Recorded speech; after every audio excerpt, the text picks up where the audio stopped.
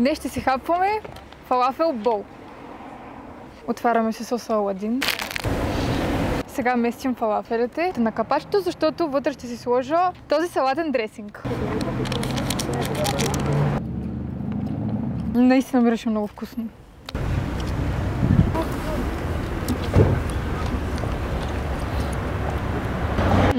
Лук. Дресинга наистина е много вкусен.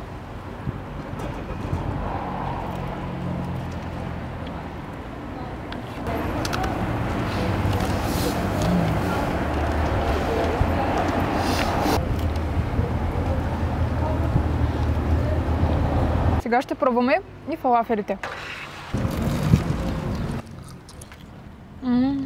Вилицата не е моето нещо.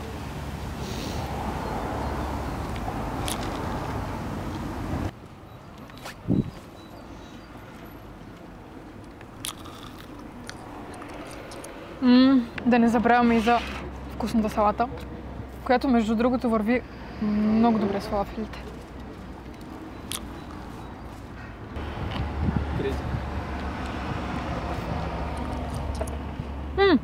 Някой постъпиш.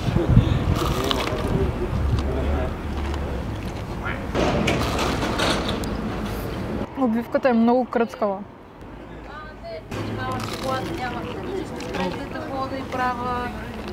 Вие обичате ли фалафели? Може да ми напишете в коментарите.